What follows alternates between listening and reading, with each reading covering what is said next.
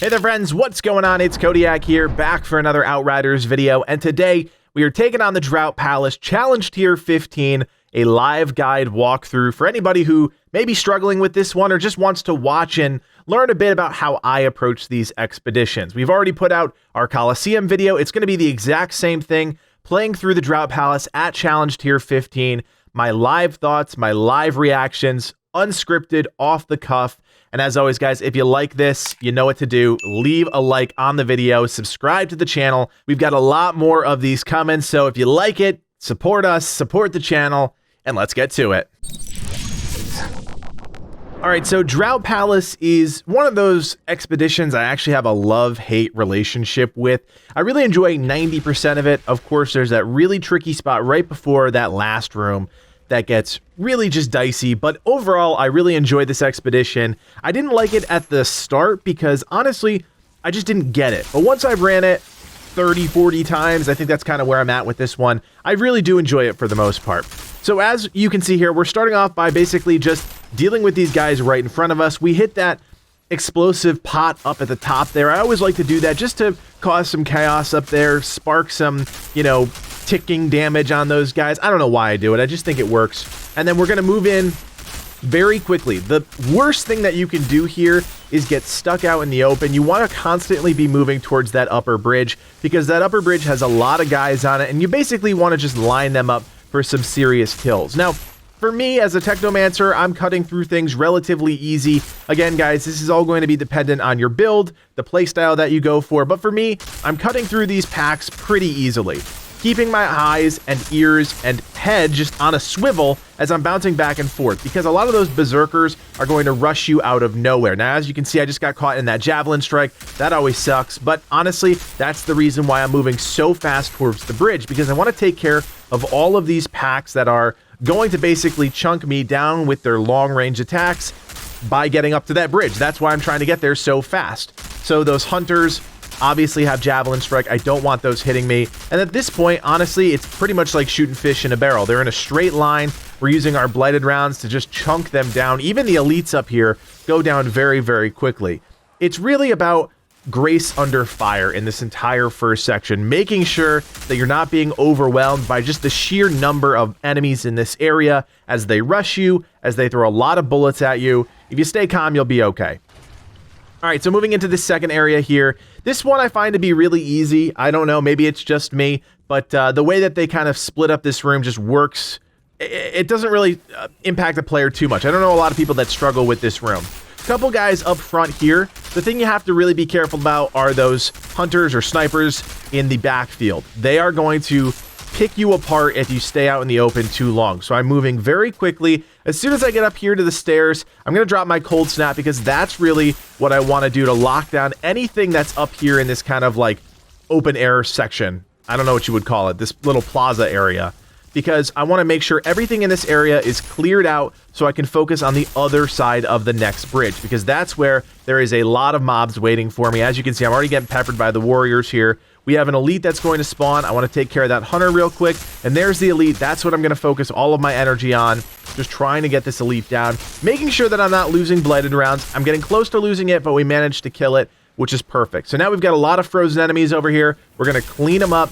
Make sure that Embalmer's Rage, which you guys know I have on my weapons, if you're checking out that Imgur link in the bottom, is staying up at all times. Killing a little guy, then focusing on an elite. That's the process if you have a mod like Embalmer's Rage. You want to basically kill a little guy, then go after the elite enemies. And you'll notice that there's a trend of what I'm talking about in every single video because I don't change up my build. So if you're looking for, vastly different insight every video, it's not really going to happen, because once you lock into a play style, once you lock into something that works for you, you roll it and you ride with it until you can, get to Challenge Tier 15, and then eventually you farm for legendaries. And if you want to change it up after that, you can. All right, so this next section is really interesting. As you can see, I'm up here on the stairs, and I think I'm going to dip back to the actual circle itself. I used to do this method, and I actually started to hate it because it just takes longer in this section. If you stay in the circle, for the most part, that obelisk is going to come down much quicker. If you go out and then back into the circle, it's just going to take longer. You're going to have to deal with more waves of enemies. So I think for the rest of this section of the run, I'm going to stay right here. And I think this is going to be the sweet spot. And there are a couple things you need to know at this point of this room in particular. You're going to have enemies coming from the left on the staircase, and you're going to have enemies coming down from the right, jumping off kind of a little ledge there. So you basically just need to keep your head on a swivel, focused on the left side, focused on the right side. Just keep an eye on your minimap. I know it's really hard to keep an eye on that minimap, but if you do that, you're just going to be informed about where enemy movements are happening. You don't know much information from the minimap other than, okay, enemies are close to me, enemies are to the right of me, left of me. And as you can see, I'm just kind of dancing back and forth between the left side and the right side. Honestly, this room isn't that difficult. Most players won't have any problems here. Just basically bouncing back and forth, watching them as they drop off the ledge, making sure, obviously, that I'm not losing my blighted rounds, which is a huge part of my build, and then dealing with this elite. Because I'm a Technomancer, I can deal with the elite relatively easy. You may have to leave the circle. If you're a Devastator, if you're a Trickster, you may have to leave the circle to deal with those guys. It really comes down to your playstyle. Are you using shotguns? Are you using rifles? Are you using ARs? I mean, it really depends on your build and your play style. But honestly, this is a decent room, and because I'm staying in this circle, this obelisk is going to go down much, much quicker, and I don't need to worry myself. I can get through these guys. I don't need to go chasing around trying to kill every single enemy, because as soon as the obelisk goes down, all these enemies basically get deleted, which is great. I love when stuff like that happens in games. So at this point, it's just cleaning up whoever's out there. Nothing crazy. They don't throw too many guys at you. It kind of looks like it on the minimap, but they really don't throw that many guys at you. Using my turret, using my cold snap, and we are well ahead of that gold timer right now. All of these runs that I'm uploading for you guys are going to be gold runs. I'm not going to put out any runs that aren't good, and honestly, even if I make a mistake, you know, it's still going to be a gold run. All right, so we opened up the door here. Again, standing in that circle allows us to do that because we just stay there. We just keep bringing that obelisk down. If I went out of that circle, it would have probably taken maybe another minute or two. So staying in that circle has a lot of value. Now, this is the room I was talking about at the beginning of the run. Really, really challenging room. You guys know you kind of get that Reservoir Dogs cinematic here. We've got 5 of these guys that we have to take out. And man, they are definitely challenging. You've got 2 warlords, you've got a destroyer, you've got a sniper. I mean, it's just really tough. And the key here, above all else, is to use this room to your advantage. Now, I'm rushing in because I know that I can take just a little bit of damage from these guys, and immediately after that, I'm going to go up here, I'm going to try and get a couple kills on minions. I'm going to start trying to peel these guys off. You can see there's already a warlord right here in front of me. Peeling him off, going to try and get him down. Of course, I get sucked into one of those stupid time portals, but that's okay because we still have Embalmer's Rage up. We can focus on another one. Now, here's what I'm doing. I'm moving to the other side of the room because I want to, again, get Embalmer's Rage up, and I want to start pulling these elites away from each other. Because of the way that they move and the speed at which they move, you can pull these guys apart. They're strongest when they are together. So if you keep them together and you're not as confident a player as maybe I am, you will die because those guys together are going to absolutely destroy you. No matter what gear, what build you have, they're going to hurt. So here I am. I've taken out 2 of them so far, I believe. I only see 2 more on the map, so maybe I took out that 3rd one too. But we've got 2 more, so we're just basically cleaning up guys right now, watching out for that Wandering Flame, and then we're going to go right back down here and get right back to work on these elites. Got a lot of enemies around me, so I'm just playing it careful. I don't need to rush this. You look at the timer in the left-hand corner of your screen, you'll see we are way ahead of pace for a gold. We are in no rush, and that's honestly what I think a lot of players are going to fight in this room in particular, that you have to kill these guys as fast as humanly possible, and that's just not true. Now, we've got the sniper left. The sniper is very easy to kill, but will actually kill you if you're not paying attention to him and just letting him get free shots on you. And just like that, we pulled all the elites apart, we were able to deal with them, and now we've got just a few of their, you know, lesser minions, lesser packs to deal with, and we're golden. So we're going to clean them up here, nothing to worry about, and then we're in the last room. And believe it or not, and I mean, guys, you've probably done this, that last room is not hard.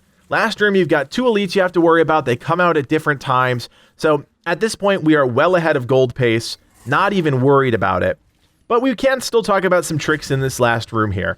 Now, the key to this last room is that there are 4 offshoot rooms and those are going to feed in Porphoros, Venomous Porphoros, Maulers, so we basically just want to use those to our advantage. So we're going to drop a turret down here, and immediately we're going to focus on this behemoth. We're going to get one little kill to get Embalmer's Rage up, pop our Cold Snap, get another kill, refresh Embalmer's Rage, and boom. Elite is already dead, just straight up deleted him. Again, I know not everybody's going to have that exact same method of dealing with it, but that's the key. Really get through to that behemoth first, get rid of him, get him out of the mix, clean up the minions, and then you're going to watch this here. This second part with the Broodmother is going to be an absolute breeze.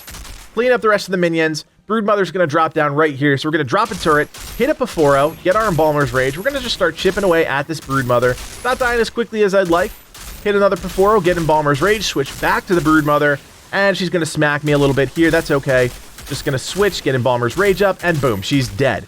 I mean, how easy was that to get through that last room, considering that we just had to go through 5 elite packs to get here? So, not bad at all. We're going to clean up these last few Venomous Porphoros, and you're in the money. Well ahead of time. A decently short run, not an incredibly long run, and in my opinion, a really enjoyable one. So there is another one for you guys. Hopefully you got something out of this Drought Palace Challenge Tier 15 live guide. If you do have any questions, if there's a particular part of this expedition that's giving you a challenge, leave me a comment in the section below. And of course, guys, if you like these videos, if you want more live guides in your feed, you know what to do. Hit that like button, hit the subscribe button, and look at that, a nice Lego to check out. Let's see what it is. Ooh, a Plague Sower's Coat, a very good legendary, so another one to add to the collection. And as always, guys, thank you so much for watching. My name is Codiak, and from everyone here at Legacy Gaming, play on.